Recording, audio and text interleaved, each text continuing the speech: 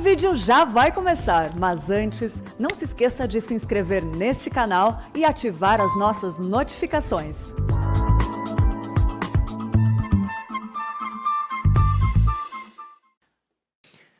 Meus amados, nós vamos abrir a palavra de Deus na carta de Paulo aos Efésios, capítulo 3, verso 14. Hoje vou quebrar um pouco o meu protocolo e não fazer uma mensagem, um sermão expositivo, mas fazer um sermão que nós chamamos no seminário de sermão tópico. Um sermão sobre um tema, porque hoje eu gostaria de tratar com vocês sobre um assunto da mais alta importância, um tema urgente, necessário, oportuno para a igreja, nessa conjuntura que estamos vivendo. Nós vamos tratar hoje sobre a oração, a força mais poderosa da terra. E esse texto, escrito pelo apóstolo Paulo, inspirado pelo Espírito Santo, Paulo diz assim no verso 14: por esta causa, eu me ponho de joelhos diante do Pai. Paulo tinha uma causa importante, urgente, e o judeu orava sempre de pé, mas havia alguns momentos em que ele colocava de joelhos para orar. E eu quero dizer aos meus amados irmãos, que o apóstolo Paulo foi considerado, e com justiça, ao longo da história, como o maior teólogo do cristianismo. Mas ao mesmo tempo, Paulo também foi um dos homens mais dedicados à oração. Quanto mais você conhece a Deus, mais você quer falar com Ele, mais você é ousado na oração, mais você quer buscar a face do Eterno. Isso porque não tem cristianismo sem oração, não tem crente cheio do Espírito Santo sem oração, não tem poder de Deus para a igreja sem oração, não tem avivamento sem oração, não tem abundantes conversões sem oração, não há milagres na terra sem oração. Então, eu gostaria de conclamar você para nós entendermos o poder da oração. E eu queria, a título ainda de introdução desta palavra, fazer uma espécie de apanhado nas Escrituras, para ver se as pessoas que viveram antes de nós, no período bíblico, foram pessoas comprometidas com oração. E até que ponto a oração, muito mais do que um exercício devocional, muito mais do que você se sentir bem na presença de Deus, se a oração de fato mudava as coisas, mudava as circunstâncias. Quem muda a circunstância é Deus, mas Deus muda as circunstâncias através da oração. Quando o povo de Deus ora, Deus age. Quando o povo de Deus se põe de joelhos, o braço estendido de Deus começa a agir soberanamente na história.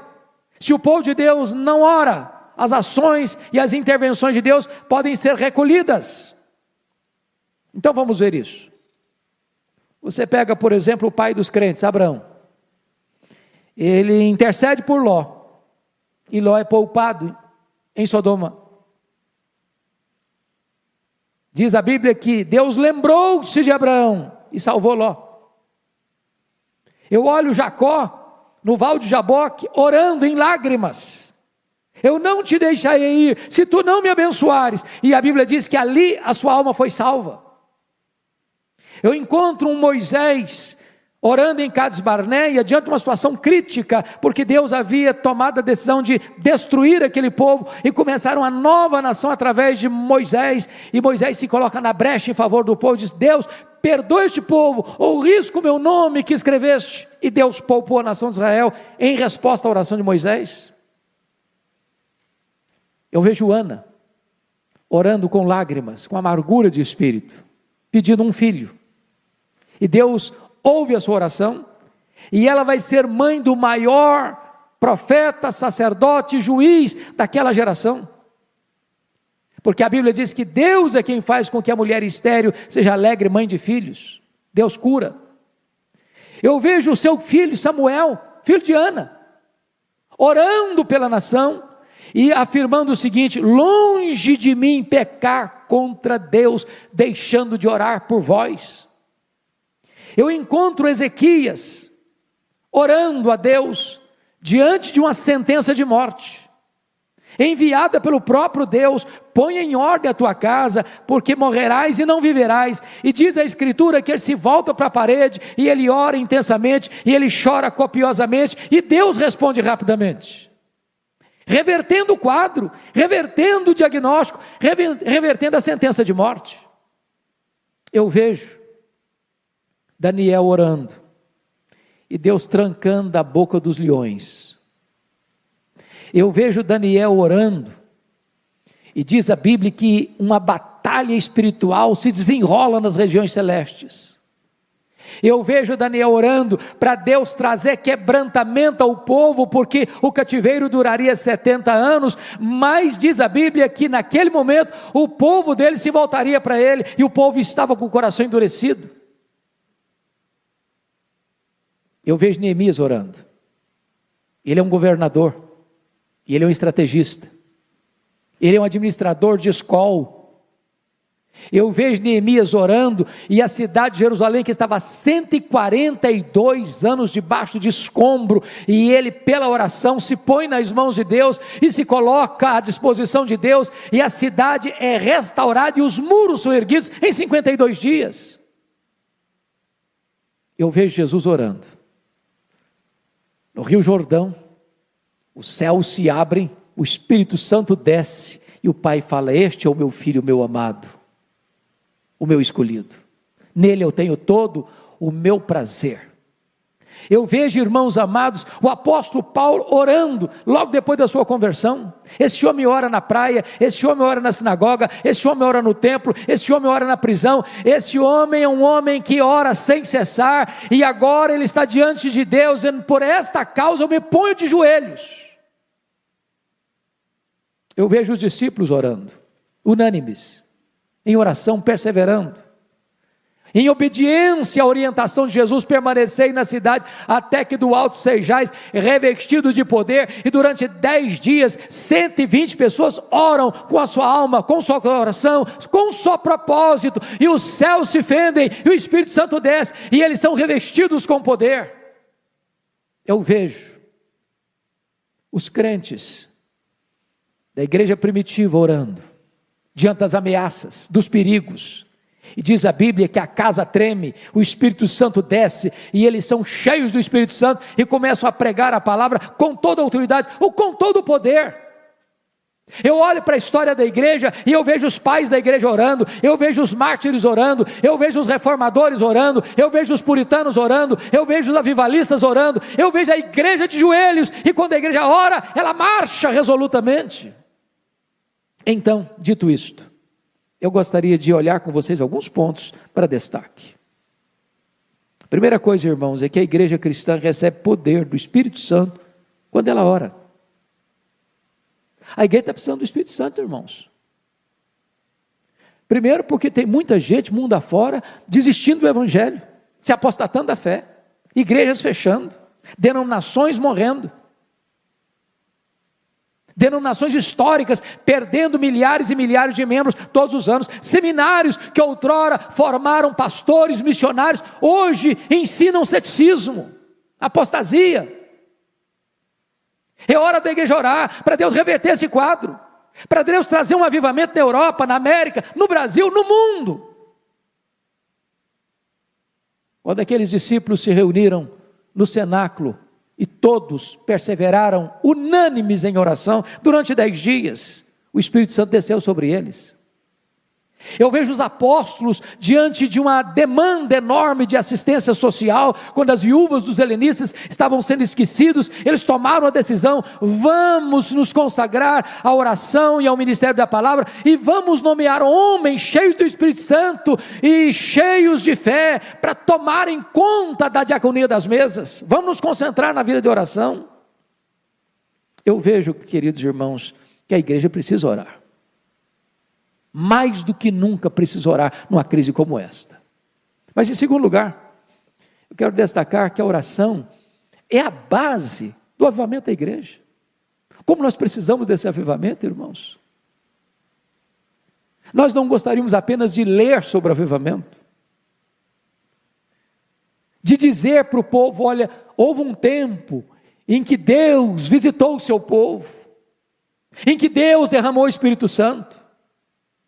É gostoso ler, é importante ler o que Deus fez no passado em Jerusalém, o que Deus fez no passado em Antioquia da Síria, o que Deus fez no passado em Éfeso, o que Deus fez no passado lá nos primeiros séculos do cristianismo, o que Deus fez no passado lá na Reforma, o que Deus fez no passado lá na Inglaterra de John Wesley, o que Deus fez no passado lá nos Estados Unidos no século XIX com Dwight Lyman Moody, o que Deus está fazendo em outros lugares, mas nós queremos também aqui.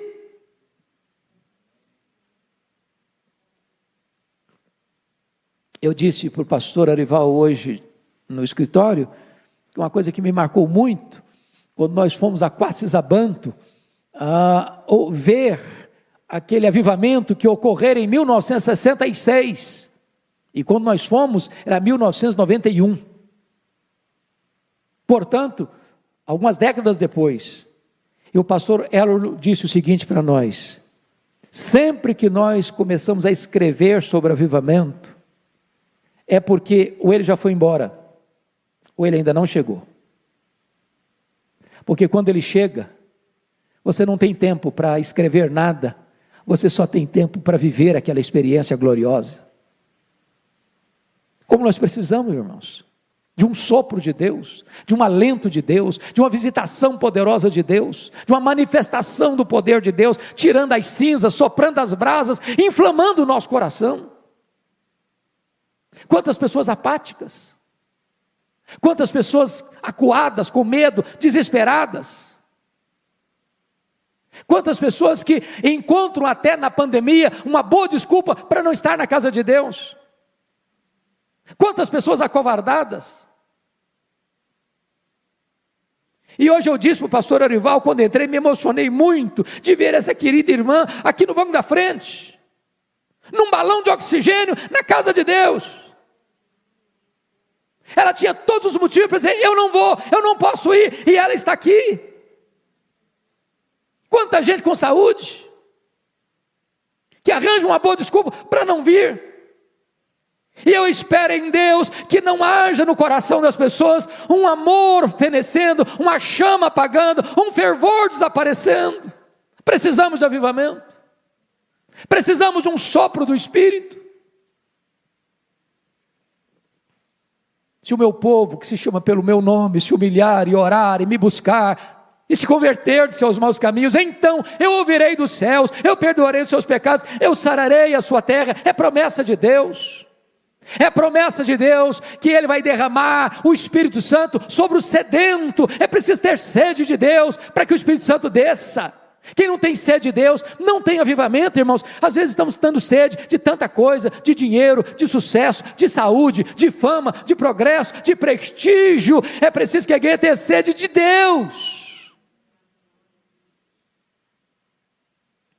Quando a igreja estava passando uma crise enorme, lá na Inglaterra, nos idos de 1739, as igrejas fechando, os crentes aparecendo da igreja, os púlpitos sem poder, a palavra de Deus rara nas igrejas, um grupo de estudantes começa a sentir um fardo no coração, e esse grupo foi batizado depois de Clube Santo, porque aqueles moços se reuniam para buscar a face de Deus, para orar a Deus, para clamar por um avivamento para a igreja da Inglaterra, até que de repente, numa noite, 31 de dezembro de 1739, 3 horas da manhã, o Espírito Santo desceu sobre eles, e eles foram cheios do Espírito Santo, e a igreja se levantou, e a igreja se encorajou, e centenas de milhares de pessoas foram salvas.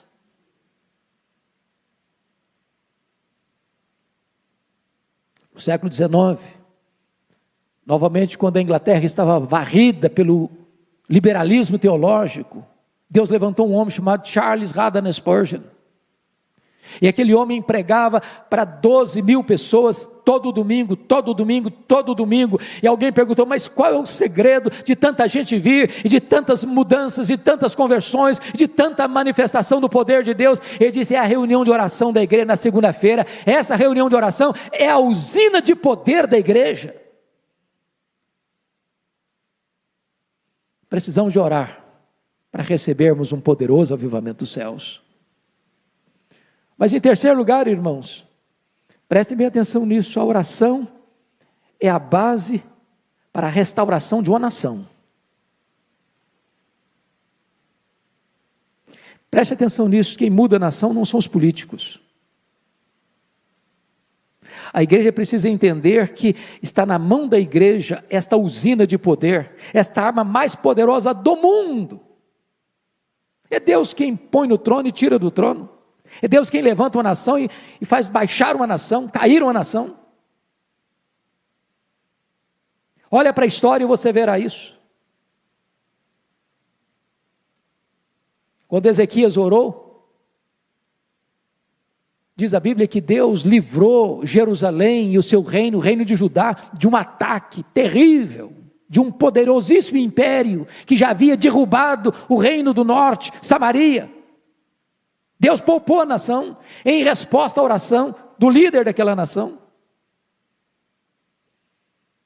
O doutor Edwin Orr, que talvez foi a maior autoridade sobre o avivamento no século XX, que esteve aqui no Brasil, no centenário da Igreja Presbiteriana do Brasil, narra sobre o colapso econômico que atingiu os Estados Unidos nos idos de 1850. Ele diz que naquela época os bancos faliram e fracassaram. Os empresários estavam em crise. As estradas de ferro faliram. As fábricas fecharam. Milhões de trabalhadores desempregados. É um cenário muito parecido, às vezes, com o que nós estamos começando a assistir no Brasil e no mundo. A economia colapsando. A saúde entrando numa situação, como já foi descrita aqui pelo pastor Arival, de adversidade, porque quando você acha que a coisa está melhorando, de repente surge uma novidade, que contraria a expectativa, ou mesmo o saber da ciência, e muda tudo. Pois bem, diante daquela crise, no dia 1º de julho de 1857, um homem chamado Jeremias Lampier, um homem de negócios, comerciante, assumiu o posto de missionário urbano em Nova York. A sua denominação estava perdendo milhares de membros todos os anos. E Jeremias Lampier imprimiu um folheto e distribuiu em Nova York. No dia 23 de setembro de 1857, ele começa uma reunião de oração no hotel. O objetivo era juntar comerciantes, mecânicos, viajantes, para buscarem a Deus. No primeiro encontro, na primeira reunião de oração, 6 pessoas. Na segunda semana, 40 pessoas. Em 6 meses, tinham 10 mil homens de negócios orando em Nova York por um avivamento nos Estados Unidos da América. Esse avivamento chegou, irmãos, e varreu toda a nação. Boanerges Ribeiro escreveu um livro sobre Moody, que estava vivenciando essa experiência, e disse que a seara estava em fogo. Quando se percorria a nação, parecia que o país inteiro era uma reunião de oração. As igrejas se fortaleceram. Como fruto desse avivamento, um jovem que estudava em Princeton, ao escutar um sermão do seu professor Charles Hodge, pregando sobre obra missionária, ele sentiu o chamado de Deus e veio para o Brasil, Ashbel Green Simonton, com 26 anos, para plantar a igreja presbiteriana do Brasil. A nossa denominação é fruto desse avivamento. E eu espero, amados irmãos, que Deus nos mova a orar pelo Brasil. Estamos vivendo uma crise política em todos os poderes constituídos, precisando de uma visitação do céu, de homens que governam, de homens que legislam, de homens que julgam, que têm o temor de Deus, que reconheçam que Deus é soberano, e que feliz é a nação cujo Deus é o Senhor. Precisamos de uma igreja quebrantada, de uma igreja sedenta de Deus, de uma igreja que entra na brecha da oração, de uma igreja que paga o preço da oração, da renúncia, para que Deus visite a nossa terra e poupe a nossa nação. Mas talvez alguém diga assim: bom, mas a oração não muda a circunstância. Pois eu quero lhe dizer aqui, quem muda a circunstância é Deus. Não é a oração que é poderosa. A oração aciona o braço do Todo-Poderoso. É quando a igreja fraca ora ao Deus onipotente, Deus age e muda as circunstâncias. Se não, vejamos. Está escrito na Bíblia que quando, numa batalha, Moisés estendia as mãos, intercedendo pelos soldados que estavam no campo, enquanto ele orava, com as mãos estendidas, os seus soldados prevaleciam. Se as orações cessavam e os braços encolhiam, o inimigo prevalecia. Quando a igreja ora, Deus age. Quando a igreja ora, Deus faz o inimigo recuar. Quando a igreja ora, os milagres de Deus acontecem. Segundo exemplo que eu lhes dou, do próprio rei Ezequias. Porque duas coisas estavam acontecendo. Ezequias começa a reinar com 25 anos. Ele reina 29 anos. Quando ele estava com 39 anos de idade, ele enfrenta dois problemas impossíveis de serem resolvidos pelo engenho humano. Primeiro, um ataque militar do mais poderoso império do mundo, o Império Assírio. Maior império da época, já tinha derrubado Samaria, agora cerca Jerusalém, tem 185 mil soldados na época, mais do que a população de Jerusalém, cercando a cidade, e o rei manda um recado, e o comandante manda um recado para o rei Ezequias: pode se render, porque Deus nenhum pode livrar você da minha mão. Diz a Bíblia que Ezequias orou, e Deus mandou um anjo, e matou naquela noite 185 mil soldados assírios, e libertou Jerusalém, em resposta à oração. Mas uma segunda situação que mudou, é que diz a Bíblia que este rei, com 39 anos de idade, embora rico, poderoso, ele enfrenta uma enfermidade, uma úlcera. Nenhum médico podia tratá-lo, nenhuma medicina podia curá-lo. E a ordem de Deus para ele, por meio do profeta Isaías, foi: põe em ordem a tua casa, porque morrerás e não viverás. Pois diz a Bíblia que ele se voltou para a parede, orou e chorou. E Deus reverteu o quadro, e Deus suspendeu a sentença de morte, e lhe deu mais 15 anos de vida. Deus muda as circunstâncias em resposta às orações. Deixa eu lhe dar um terceiro exemplo. Está lá em Atos capítulo 12, o rei Herodes Agripa I já tinha passado ao fio da espada e degolado Tiago, irmão de João, e tinha colocado Pedro numa prisão de segurança máxima, com 3 escoltas de 4 soldados cada uma, aguardando o final da festa para matá-lo.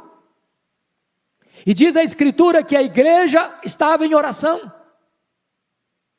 E em resposta à oração da igreja, um anjo de Deus é escalado para ir lá na prisão, acordar Pedro. Fica de pé, bota a sua sandália, bota a sua roupa, e tira Pedro da prisão de segurança máxima, abrindo as portas de ferro, abrindo o portão de ferro, quebrando as cadeias e libertando aquele apóstolo. Porque aquilo que o homem não pode fazer, Deus faz em resposta à oração. Talvez você diga, bom, mas isso aconteceu no período bíblico. Mas deixa eu só lhe dar um exemplo nosso aqui. Se você um dia tiver a paciência de ler o prefácio de Dona Eusa Lidório, ao livro que tive a bênção de escrever, Mães Intercessoras, você vai ver lá o relato de Dona Eusa Lidório, mãe de Ronaldo Almeida Lidório. Quando eu estava pregando no Peru, entre o Sendero Luminoso, quando aqueles terroristas entraram dentro da igreja onde Ronaldo estava pregando, e botaram a mão nele, e o encapuzaram, e o jogaram dentro de um carro, e levaram-no para o paredão onde eram fuzilados. E naquela noite, a sua mãe, sem saber do que estava ocorrendo, foi despertada na noite, com um forte peso no coração. Ele disse, meu Deus, eu não sei o que está acontecendo com meu filho, mas eu me coloco na brecha em favor dele. Livra o meu filho, livra o meu filho, livra o meu filho. E quando ele estava para ser fuzilado, passa um carro em alta velocidade, e pega o Ronaldo, e o tira das mãos do Sendero Luminoso, e ele é poupado. Porque Deus muda as circunstâncias em resposta às orações. Ainda hoje, Deus é o mesmo, Deus faz o mesmo, onde Ele quer, com quem Ele quer, para a glória do seu nome. Mas eu queria concluir, dizendo a você que, em quinto e último lugar, a oração nos capacita a enfrentar os grandes dramas da nossa vida pessoal. Está escrito no Salmo 50, versículo 15, invoca-me no dia da angústia, eu te livrarei, e tu me glorificarás. Aqui uma ordem, invoca-me no dia da angústia. Aqui uma promessa, eu te livrarei. Aqui um resultado, e tu me glorificarás. Eu não sei qual a angústia que você passa, eu não sei qual a angústia que você enfrenta, eu não sei qual a crise que bate à sua porta, eu não sei qual a causa que você tem, que só um milagre resolve. Quem está te dando essa orientação é o próprio Deus Todo-Poderoso. Invoca-me nesse dia, eu te livrarei e tu me glorificarás. Eu vejo Davi chegando em Ziclag, com seus companheiros, e quando ele chega e vê a cidade queimada, vê a cidade ferida, vê os filhos, as filhas, as mulheres levados cativos pelos amalequitas, os terroristas do deserto, e diz a Bíblia que ele chora, até não ter mais forças para chorar, ao ver esse quadro. Seus homens estão revoltados com ele, por causa dos seus filhos e filhas, e querem apedrejá-lo. E naquela circunstância, Davi se reanimou no Senhor seu Deus, e pôs-se a buscar a Deus em oração. E ele faz uma oração e pergunta, perseguirei eu o bando? Alcançá-lo-ei? Em outras palavras, Deus, eu vou aceitar passivamente a decretação da derrota na minha vida, na minha família, na família dos meus amigos, ou eu vou reagir? E Deus diz para ele, reage Davi, porque tudo que o inimigo tomou de você, você vai trazer de volta. E Deus reverteu aquele quadro. E eles foram, e eles lutaram, e eles venceram, e eles tomaram de volta os filhos, as filhas, as mulheres, os despojos, tudo Davi tornou a trazer. Sabe por quê? Porque Deus responde às orações e reverte as situações mais difíceis, até mesmo impossíveis.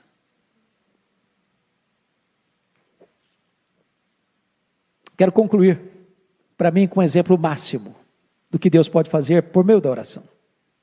A experiência do próprio Jesus, o Filho de Deus. Quando ele entrou no Getsêmani, naquela noite fatídica, onde ele foi preso, cuspido, esbordoado e julgado pelo Sinédrio e acusado de blasfêmia e conspiração, diz a Escritura que ao ficar apenas com os 3 discípulos mais próximos, Pedro, Tiago e João, ele abre o coração para eles e diz: a minha alma está profundamente triste até a morte. Ficai comigo, vigiai comigo. E diz a Escritura que Jesus entra então na mais titânica batalha da humanidade, prostrado sobre os seus joelhos, com o rosto no chão, oferecendo forte clamor e lágrimas. Ele orou, ele chorou, ele suou sangue. Mas quando ele se levantou dali, não tinha mais angústia. Não tinha mais angústia. Agora os inimigos chegaram, armados até os dentes, e ele que se apresenta e pergunta: quem vós buscais? A Jesus o Nazareno? Pois sou eu. E caíram por terra. A partir daqui ele é espancado, ele é cuspido, ele é esbordoado, está firme como uma rocha. A partir daqui ele carrega o lenho sobre as ruas apinhadas de Jerusalém. As mulheres choram e ele diz: por que vocês estão chorando? Não chorem por mim, chorem por vocês, chorem pelos seus filhos. A partir daqui ele é pregado naquele lenho maldito, e ele transforma aquele patíbulo de horror num palco para a glória de Deus e num instrumento para a sua, para a minha, para a nossa salvação. Bendito seja Deus, porque quando você ora, Deus remove as dores da sua alma, as angústias do seu coração. Deus muda as circunstâncias e dá para você a vitória. É tempo da igreja orar.